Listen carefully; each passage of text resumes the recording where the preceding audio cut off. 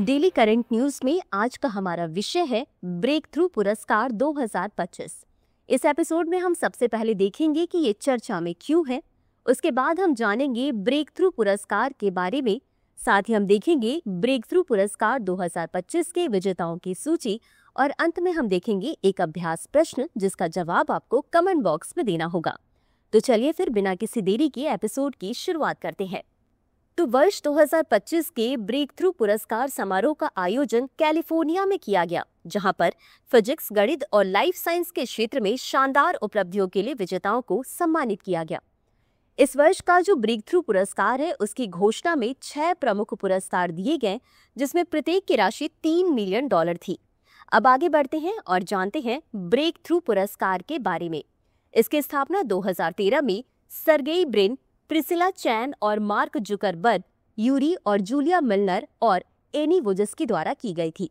इसका उद्देश्य वैज्ञानिकों की उपलब्धियों का सम्मान करना है और साथ ही इसका लक्ष्य अगली पीढ़ी के वैज्ञानिकों को प्रेरित करना और विज्ञान को वैश्विक स्तर पर प्रचारित करना है।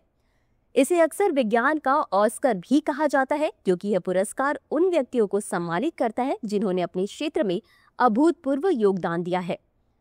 आगे बढ़ते हैं और देखते हैं ब्रेक थ्रू पुरस्कार 2025 के विजेताओं के बारे में। इसमें जो याद रखने वाली बातें हैं वो ये है कि ब्रेक थ्रू पुरस्कार 2025 में विजेता के नाम, उनका योगदान क्षेत्र।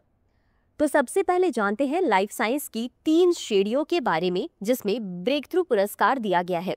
सबसे पहला है वजन घटाने वाली दवाएं।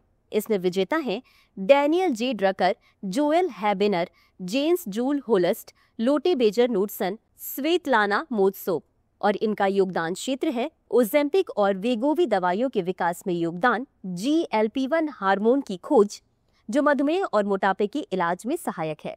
अगला है मल्टीपल स्क्लेरोसिस उपचार। इसके विजेता है अल्बर्टो एस्चेरियो, स्टीफन एल हॉसर। साथ ही इनका योगदान क्षेत्र है मल्टीपल स्क्लेरोसिस में बी कोशिकाओं की भूमिका की पहचान और उपचार विकास। अगला है जीन संपादन प्रौद्योगिकियां। इसके विजेता है डेविड आर लियू और इनका योगदान क्षेत्र है बेस एडिटिंग और प्राइम एडिटिंग तकनीकों का विकास जो DNA को बिना काटे सही कर सकती हैं।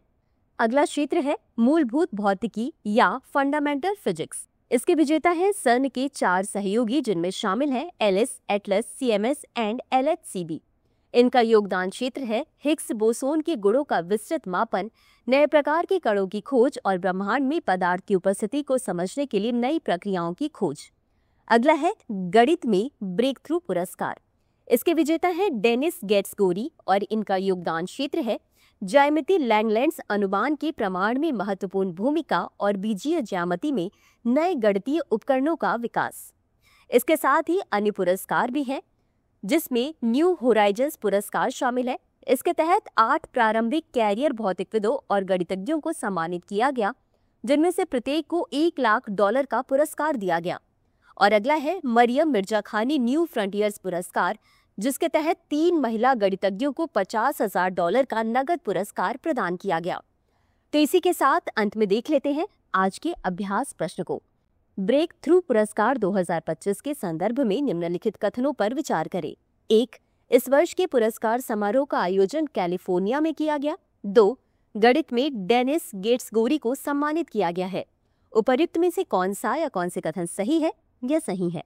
A केवल 1, B केवल 2, C 1 और 2 दोनों, D न तो 1 और न ही 2। इस प्रश्न का उत्तर कमेंट बॉक्स में जरूर दें। अभी के लिए बस इतना ही। धन्यवाद। डियर व्यूअर्स, अपने एग्जाम की तैयारी को और बेहतर करने के लिए हमारे चैनल को लाइक, शेयर और सब्सक्राइब करना न भूलें।